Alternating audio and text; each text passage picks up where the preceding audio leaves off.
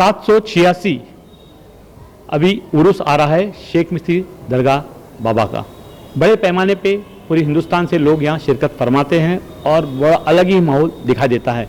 India आज ने एक सिलसिला शुरू किया है दरगाह और मंदिरों के बारे में जानकारी लेना। देखना ना भूलिए इंडिया आज की खास रिपोर्ट।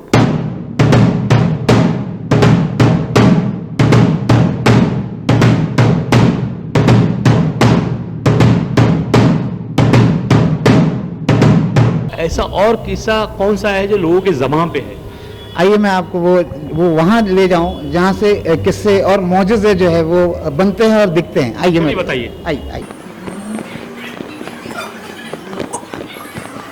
ये वो तराजू है जी, जहाँ पर कहते हैं कि बांझ औरत जिसको औलाद अल्लाह ताला पता नहीं किसी बीमारी की वजह से या नहीं होती है, वो यहाँ पर आती है आस्थाने पर, दुआएं करती है।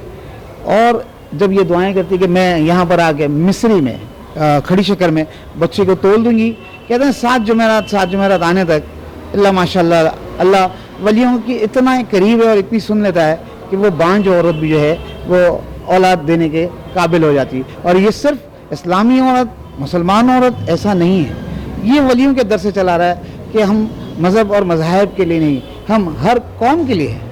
सिंधी औरतें, पंजाबी औरतें, महाराष्ट्रीन औरतें, मैं देखता हूँ कई गैर मज़हब औरतें भी ये मन्नतें करती है और उनकी मुरादें जो है वो यहाँ से बर आती है। शेख मिस्त्री दरगाह के मुजावर है, इनका नाम है काजिम आरिफ अहमद जी।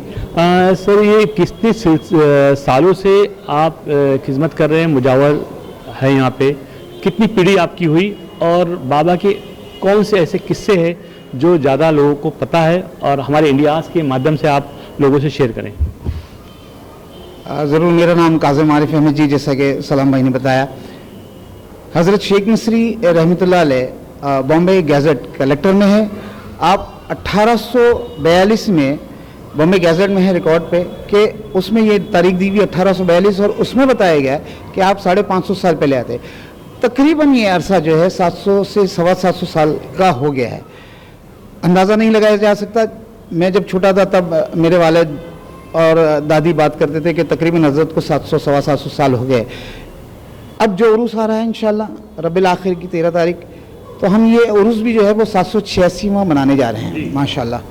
आपको आगे तकरीबन इतना ही अरसा हुआ होगा, बॉम्बे गैज़ेट में इसका रिकॉर्ड है। तो शेख मिस्री दरगाह के बारे में क्या किया जाता है? ऐसे कितने ऐसे कई कारनामे हैं लोगों के ज़बानी बाहर चलती चर्चा भी होती है, तो वो हम आपकी ज़बानी सुनना चाहें क्योंकि आप मुजावर हैं, आपके वालिद साहब ने, आपके दादा ने कुछ तो बताया हुआ, कोई किस्से? हज़रत शेख मिस्री, मैं पहले बता दूं कि आपका नाम जो है वो चूँकि अरबियों में जो है वो शेख साहब कहा जाता है। आप मिस्र से ताल्लुक़ रखते थे इसलिए शेख मिस्र कहलाए गए।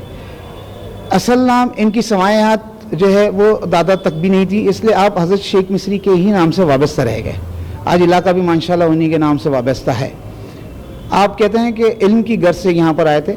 कोकन जो लोग आते थे समंदर के ज़रिए यहाँ पर पीछे वडालागर में, वो यहीं पर आए थे। तब ये पहाड़ियाँ हुआ करती थी, आप उसी वक्त आए थे और काफ़ी ऐसे वाक़ये थे जिन्होंने आपके नाम शेख मिस्र को उजागर किया।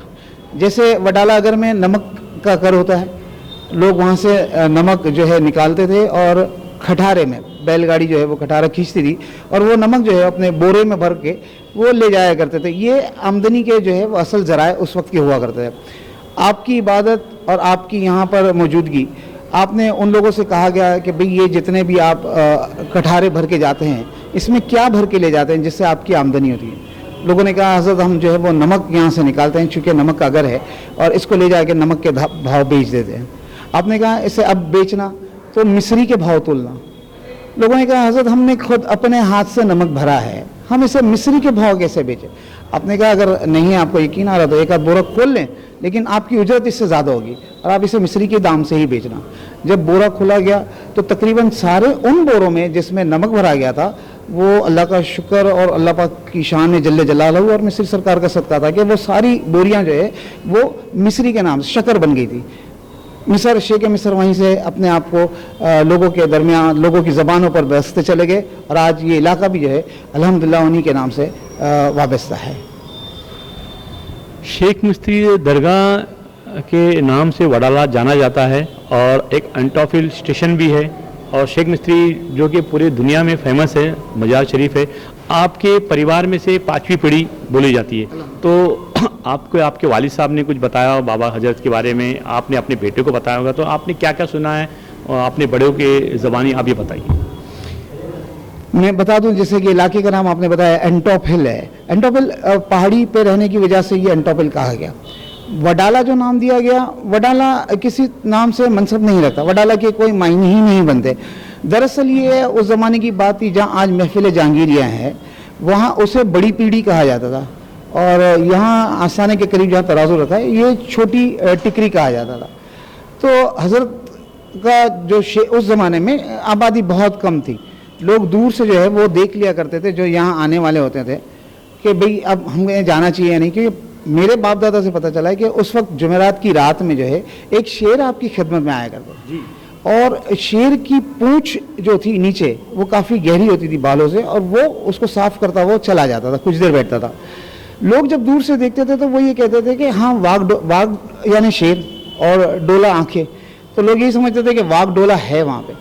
ये दरअसल वाघडोला ही नाम जो है उथल पुथल के वडाला हुआ है, वडाला नाम ही वाघडोला से मनसब था। तो ये हज़रत ही के देन है कि आज ये वडाला जो है खिलता गया और फलता गया। दूसरा, हमारी जो पीढ़ियाँ आई है, मेरे वालिद को हमने ये बताया कि भाई हम इनकी खिदमत में कैसे आए, हम कब से इनकी खिदमत में। तो आपने एक उनसियत के तौर पे मेरे दादा गुलाम मोइनुद्दीन, मेरे वालिद का नाम आरिफ अहमद जी था, उनको जब ये पता चला कि हमने अपनी उनसियत कैसी देनी है, हम अपने ताल्लुक़ से इनको कैसे बताएंगे कि हम इनकी खिदमत में हैं, तो हज़रत ख्वाब में इस तरह से आए कि आप, ये फूलवाड़ी कहा जाता था जैसे आज मुजावर चौल कहते हैं, फूलवाड़ी की तरफ आप चले जाना। जब वो वहाँ गए तो आपके पैर से एक पत्थर टकराया, कहा यही आपको उनसियत और मनसब दी जाती है जिस पे हज़रत शेख मिस्री नाम नमूदार हुआ, और वो मनसब आज भी हमारे पास रखा गया है। हम तब से इनकी खिदमत करते चले हैं। अच्छा, ये बताइए, शेख मिस्री दरगाह तो है, ये पास में भटकुली शाह मज़ार है और बरकतरी शाह दरगाह है, तो वो कब आए, आपको इसके बारे में क्या इल्म है कुछ? मुझे इसके बारे में इल्म नहीं है, लेकिन कहते हैं कि भटकली शाह रहमतुल्लाह अलैह के भी तकरीबन 300-350 साल हो गए हैं। आप भटकल से आए थे इसलिए आपका नाम भटकली शाह रखा गया है। बरकतरी शाह बाबा लोगों का कहना है, मैंने तो नहीं कभी माना, और मेरे ख़ानदान में किसी ने नहीं कहा कि शायद दूर से मामू या भांजे ऐसे कोई रिश्ते होते हैं, लेकिन ऐसा मेरे ख़ानदान में जिन्होंने खिदमत की नहीं बताया था। तो अभी 786 उर्स हो रहा है, आप किस तरह से मनाने जा रहे हैं 786 उर्स को इस बार? पिछले साल 2-3 साल कोविड में इस तरह से रह गया कि लोग आए ही नहीं थे। हम लोगों ने भी प्रोटोकॉल को जो है वो बहुत ज़्यादा ख्याल रखा था और बंद ही बंद था। इस बार 786वां उर्स इंशाल्लाह ज़ोरों शोर से मनाने का इरादा है। पहला दिन जो होगा वो 8 तारीख है, हम चांद की 13 तारीख लेते हैं, रबीउल आखिर की, अंग्रेज़ी कोई भी तारीख आ जाए तो वो आ रही है 8 तारीख। 8 नवंबर को जो है इंशाल्लाह हज़रत का उर्स शुरू होगा, हम कुरान शरीफ की तिलावत से उर्स का आगाज़ करेंगे, और 9 तारीख को जो है हज़रत का ख़ास संदल है। हज़रत का ख़ास संदल में मैं आपको बता दूं कि चाहे हिंदुस्तान में जैसे भी हालात गुजरे हों, हत्ता कि वो मैंने भी देखा है 1985 में जब इंदिरा गांधी फौत हो गई थी तब सारी चीज़ें बंद कर दी गई थी, लेकिन हज़रत का उर्स मनाया गया। और ये उर्स चांद की 13 तारीख को इसलिए बनाते कि ये उर्स ख़ास संदल जो है वो रात के 12 बजे ही उठता है। जैसे हालात हो, बॉम्बे में कभी फसादात हुए या बॉम्बे बंद हुआ, सरकार का संदल रात के 12 बजे ही मुजावरों के घर से, हम खादिमों के घर से ही उठता है। घर ही के ख़ानदान ही के लोग जो है उस थाले में संदल, गिलाफ, चादर यहाँ से निकलते हैं, इलाके में गश्त करते हैं, संदल डफ पर चला जाता है और फिर यहाँ पर आके सरकार के ऊपर पेश कर दिया जाता है। ये थे शेख मिस्री शाह बाबा के मुजावर साहब थे। इनकी पीढ़ी तो पीढ़ी खिदमत करते आई है, लेकिन इंडिया आज ने एक सिलसिला शुरू किया है दरगाहों और मंदिरों के बारे में जानकारी लेना। आपके पास कोई सुझाव हो तो आपने दरगाहों और मंदिरों के बारे में कुछ बताना चाहे तो इंडिया आज के माध्यम से आप मैसेज कर सकते हैं, हमें बुला सकते हैं, और कोई सुझाव हो तो इंडिया आज के माध्यम से आप हमें दे सकते हैं। मैं इंडिया आज के लिए सलाम का जी।